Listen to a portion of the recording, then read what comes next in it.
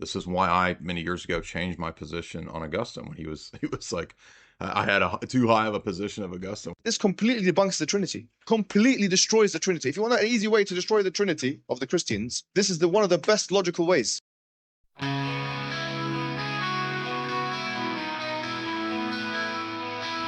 Oh, virgin, spotless, undefiled, immaculate. Greetings, fellow Pope defenders. In this video, we will be defending the doctrine of the Trinity against one of the most popular Muslim apologists, and we will also be taking a look at Eastern Orthodox objections to the Filioque. So do stay tuned and do click that like button if you do find this video useful.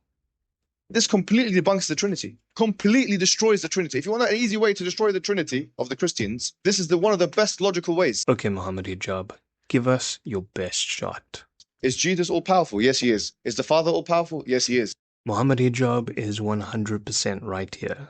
Jesus is all-powerful. If they go against each other, who's going to win in a fight? This is completely silly. If I fight myself, who's going to win? And I say this because, according to the doctrine of the Trinity, the Father, Son, and Holy Spirit are all equally God, and although they are three distinct persons, those persons are co-equal and co-eternal. So it would be like fighting yourself, as they are one divine being, and this is also a contradiction to their nature, because they cannot oppose each other. Are they going to draw? No, they're not going to draw. Who would fight? Who would win? Jesus or the Father?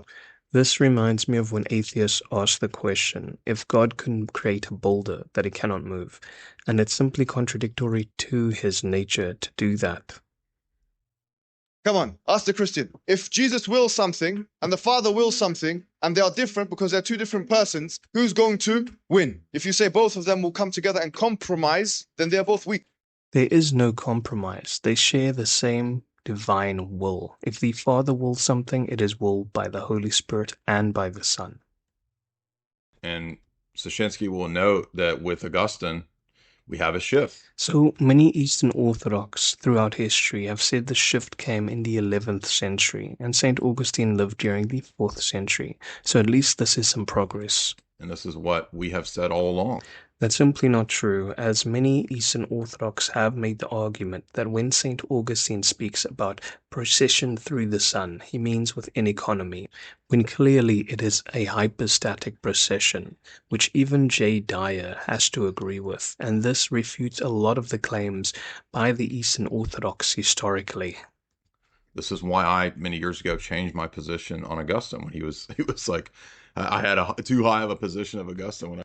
So clearly Jay believes himself to be more competent than St. Augustine on this, and last time I checked, St. Augustine was a canonized saint in the Eastern Orthodox Church, so to call him just Augustine just seems so disrespectful. I was a Calvinist and Roman Catholic because I didn't realize that there is, I believe, a different development in Augustinian metaphysics. The belief in the hypostatic procession of the Holy Spirit through the Son, or from the Father and the Son, can be supported from the 4th century, but also can be supported from the writings of Saint Athanasius. In philosophy in these questions. And that's why when you look at the creed, what does it say? We believe in God the Father, right? We begin with that hypostatic priority. We begin with the arche of the Father. 100% we can all agree as Catholics that the Father is the origin. The Son is in no way the co-origin.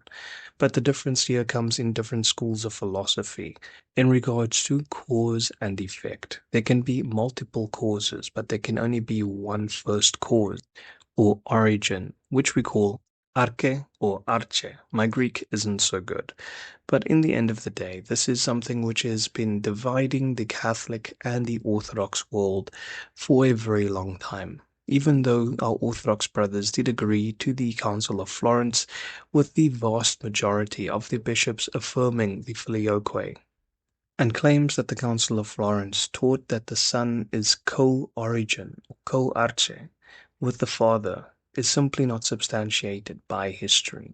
Yes, the Son can be a secondary cause, which even our Eastern Orthodox brothers would agree to, within economy, but not hypostasis. but he is not the origin. And it is that simple.